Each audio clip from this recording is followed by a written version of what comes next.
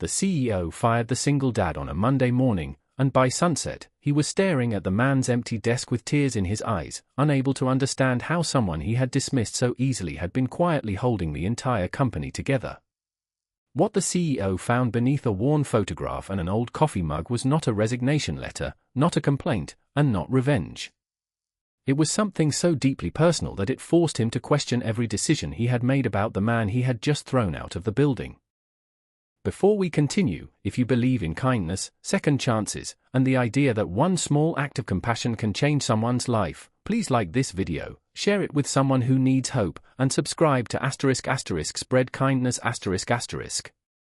Your support helps us bring more stories like this to people who still believe that kindness matters. Daniel Carter was 38 years old, a single father, and one of the quietest employees at Sterling Innovations, a fast-growing technology company in Chicago. He worked as a senior operations coordinator, the kind of position most people barely noticed until something went wrong. When deliveries arrived late, Daniel fixed them. When a client threatened to cancel a contract, Daniel found the problem. When employees stayed late because a system failed, Daniel stayed later. He rarely asked for recognition because his mind was always somewhere else, on his 8-year-old daughter, Emma, who waited for him every evening in their small apartment with her homework spread across the kitchen table. Daniel had become a father at a young age, and after his wife died unexpectedly several years earlier, his entire world had narrowed to one purpose: giving Emma a safe and happy childhood. He worked overtime whenever he could, skipped expensive lunches, repaired his old shoes instead of replacing them, and kept a photograph of Emma beside his computer. She was smiling in the picture, missing one front tooth, holding a handmade paper star she had made for him at school. To Daniel, that photograph was worth more than anything in the building. To the CEO, Marcus Reed, Daniel was simply another employee who had failed to meet expectations. Marcus was 47, brilliant, disciplined, and famous for turning struggling companies into profitable ones. He believed numbers told the truth, and emotions only got in the way. When the company's quarterly profits dropped, Marcus ordered department heads to reduce costs immediately. Daniel's department was already understaffed, but Marcus didn't want explanations. He wanted results. One Monday morning, Daniel was called into Marcus's office. He entered carrying a folder filled with reports showing why several recent delays had occurred. He had planned to explain that the company had lost 3 experienced employees in 1 month and that he had been covering their responsibilities while training new staff.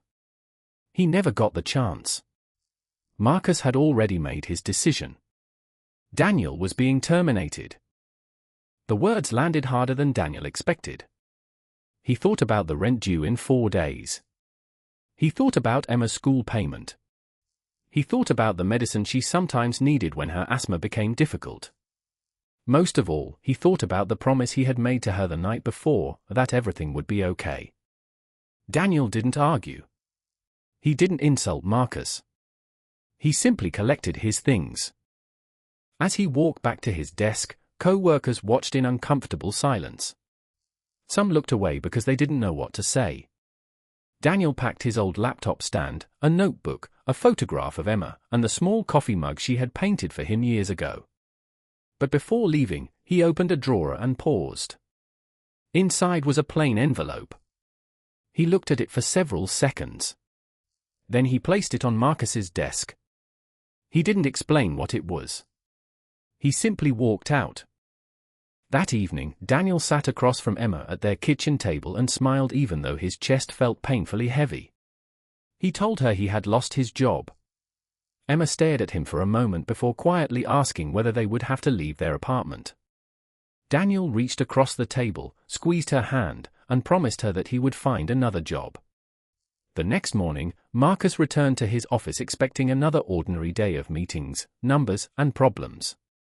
He barely noticed the envelope on his desk until his assistant reminded him that Daniel had left it behind. Marcus opened it expecting a complaint. Instead, he found a child's drawing. It showed a tall man in a blue shirt standing beside a little girl.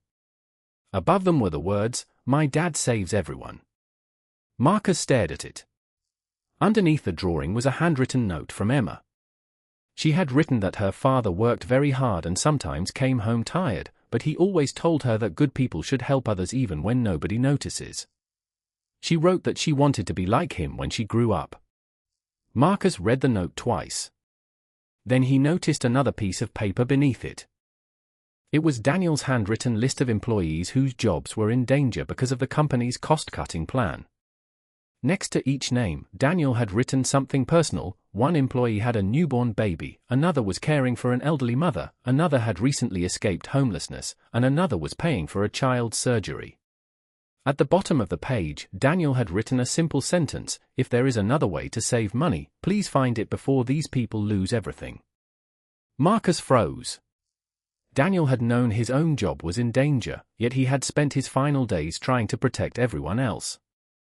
Marcus immediately called the operations department and asked for Daniel's recent reports.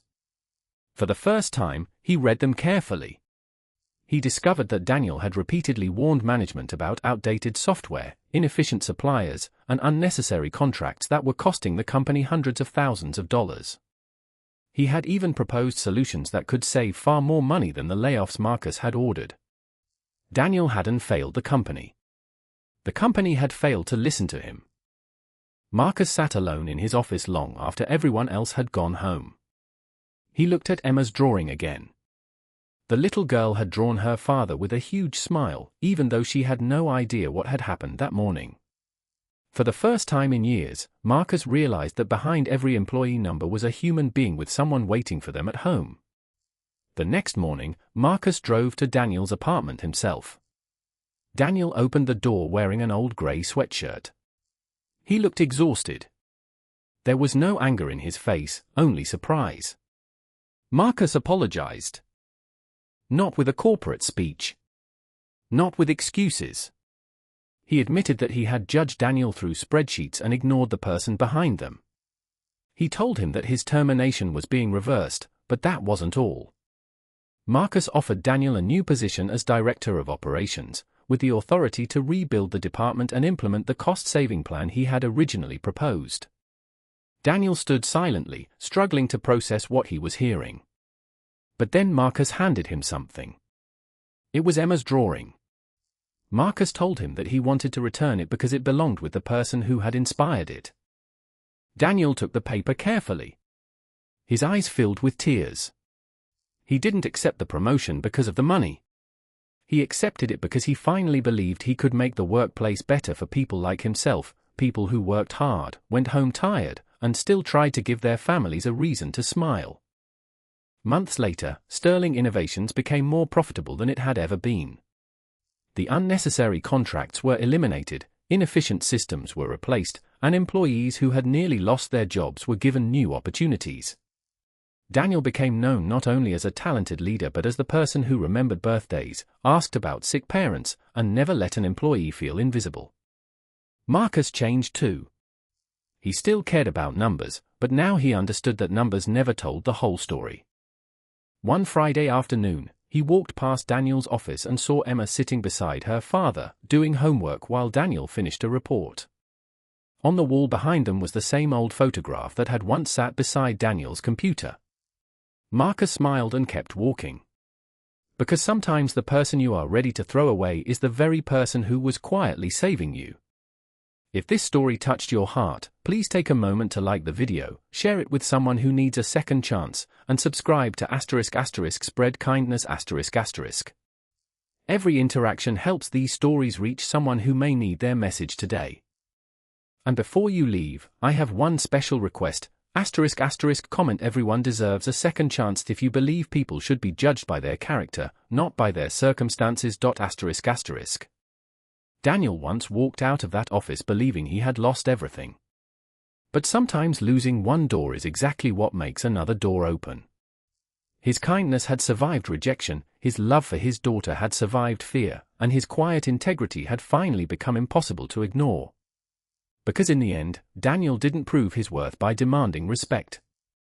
He proved it by leaving kindness behind, even when he had every reason not to.